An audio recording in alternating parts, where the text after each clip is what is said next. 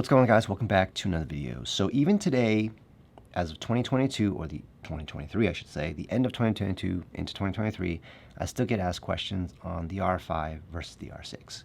Now the R6 has a Mark II version today, and that's by far a great camera. It's definitely a lot of improvements over the R6, but if you were to do a comparison, I would still pick the R5.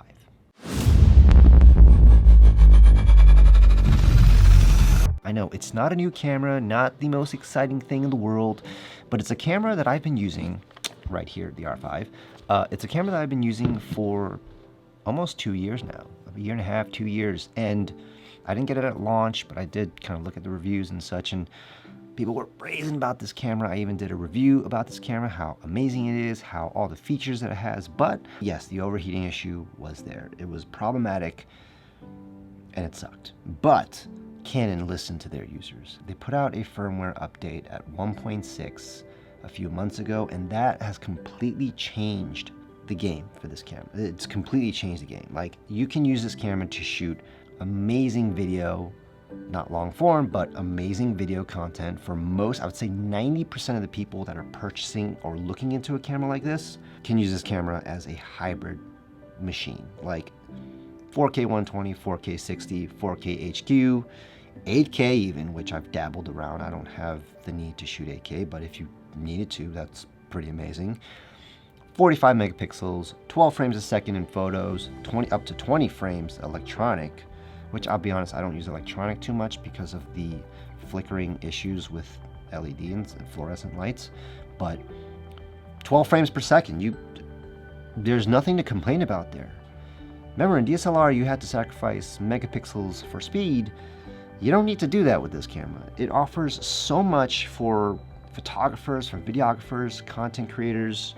This thing offers everything. After 1.6, I've never had an overheating warning sign, and that's shooting 4K 120, 4K 60, over 30 minutes. Like, I don't shoot long form content. If you are shooting long form content, you're obviously not looking at this camera. You know that 30-minute record limit is going to be a limitation.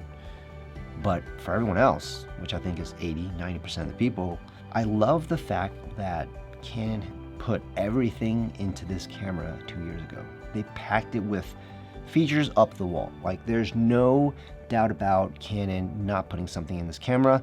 This camera checks off so many boxes in so many ways. It's beautiful. Now, let's just talk about the R6 for a second. If you're primarily a photographer, you shoot events, you shoot weddings, the R6, by all means, all the way. Amazing camera, same autofocus system, probably better on battery life as well. By all means, please do that, because it's slightly better in low light and you don't need to deal with 45 megapixels. Because I appreciate the 45 megapixels as a landscape photographer, as someone that shoots a little bit more detailed type stuff. 45 megapixels that I want to crop in, it gives me that leeway. When I do shoot weddings, I shoot the R5 and the R6. I kind of reserve the R6 for portraits and the R6 throughout the entire rest of the day.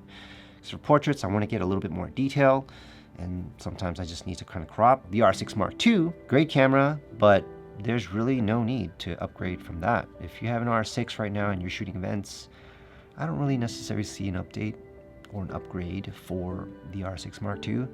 If you shoot video, however, the R6 Mark II can definitely be appealing. They've fixed the overheating issue on the R6. I don't know why Canon didn't want to add the overheat high mode, temperature mode on the R6. I think they should have really did that, because it also had the 1.6 firmware update. Really upset with that, Canon.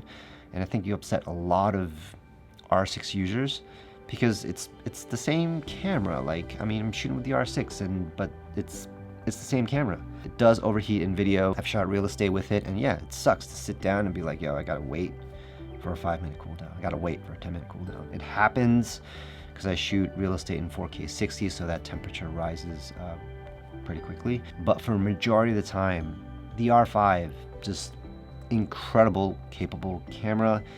And if you're looking at the rumors of the R5 Mark II, yeah, it's gonna probably be a better camera.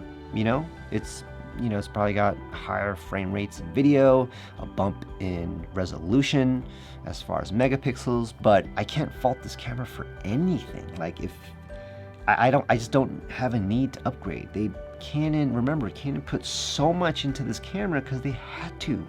They had to defeat the other guy, you know, the one with an S and an N. Well, not so much the N, but the S. And I love it. I love that Canon put all the eggs into one basket and they made this camera awesome.